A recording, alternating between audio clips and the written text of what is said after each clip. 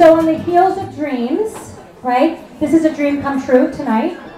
And I'm going to walk you all through the history, evolution, and intention of First Tuesday. I'm talking now about how this came to pass and how we came from being over there to over here. And it dawned on me that it was really three catalysts that made this happen. Women in connection, and from that place, how magnificent friendships are forged forever. The power of vision, and of course, moving into intention so that we can manifest those visions in our life. And the power of action into evolution. And that's really about having acceptance that nothing really stays the same in life, right? And having the courage to move into the unknown and to move into new territory in order to discover more of ourselves, in order to grow ourselves individually, and in this case, collectively as a group.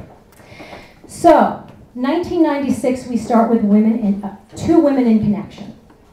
I'm at East Bank Club getting a manicure, and I just hear someone say, I just moved back from Atlanta, and you know, the people in Chicago just aren't as friendly as the people in Atlanta. And I was like, I'm friendly. And she turns around, and it's Missy Lavender. And it's love at first sight, at least for me, Miss. And we became fast friends, and she said, you know what, I really want to bring some women together the first Tuesday morning of the month at East Bank Club, just to get women together, women that are coming in from out of town, and it was really her vision to begin to bring women together in a social way, to bond and to connect once a month. So it began with that vision. Missy then married her beautiful man and had babies and said, Marcy, I don't have time for this anymore. And at that point, you know, Missy, it dawned on me, it could have ended right there. But what she really did without us knowing it is she really gave me the platform to kind of move into my vision, which was to really move First Tuesday into an evening venue and, again, create a larger vessel so that we could have more people involved and more programming possible. So that happened for many years. The next level of vision was that I moved to LA in 2004. First Tuesday, Chicago continued the way it was. And one of my dearest friends had started a First Tuesday in LA because she loved what we were doing here. And she also got married and had babies. And she was a doctor who never learned to type. I don't get it. So her husband was doing all the emails to all the women and saying, Marcy, will you get here already? So I got there in 2004, took over coordination of First Tuesday LA, and continued to develop it there.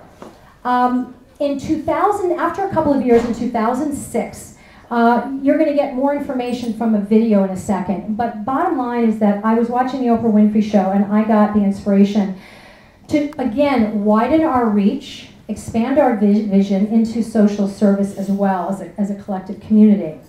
And with that, First Tuesday Circle of Giving was born. So when First Tuesday Circle of Giving was born, it really became apparent to me that's when sort of the mission statement of First Tuesday came together. And the mission statement is, well, now we're launching a national organization, right? But the mission statement is that First Tuesday is a national organization dedicated to creating a sense of community amongst extraordinary women through social connectivity, professional networking, and social service. So there's a lot of women's groups out there. They're all terrific. They're all doing their thing. But what we're about is community is about lots of different things. It's about creating opportunities for lots of different kinds of people, whether they're mommies at home or working women.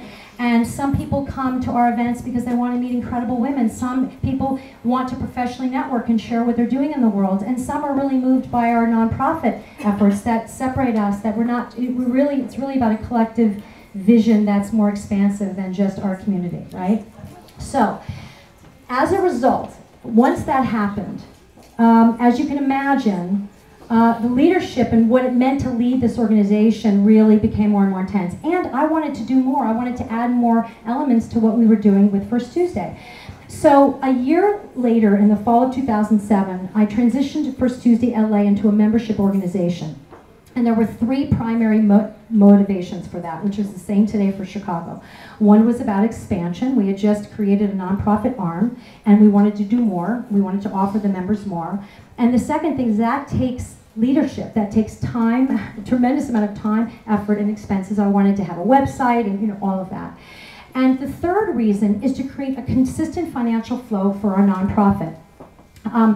And so what that means is there's a membership fee now for people for administrative time, effort, and expenses, and then there is a desire and commitment to give a one-time yearly donation. We request a minimum of $100 toward our nonprofit.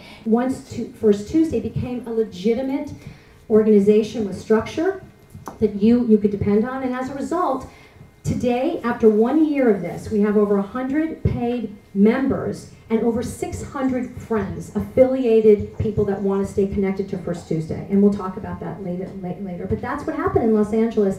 And as a result, the vision continued to expand, because as this happened in Los Angeles, and instead of having 20 women in a room, we have an average of 50, and there's just so many doors that are opening, and people are getting much more participatory, and they're contributing a lot more, and they're getting a lot more out of it. And I was getting questions from lots of women. I want to start a First Tuesday in my city. I want to start a First Tuesday in my city. And I said, okay, here we go. Next vision, First Tuesday USA, where we take this template that is so magnificent, and it's sort of been the gift that keeps on giving to so many women, whether it's personal or professional.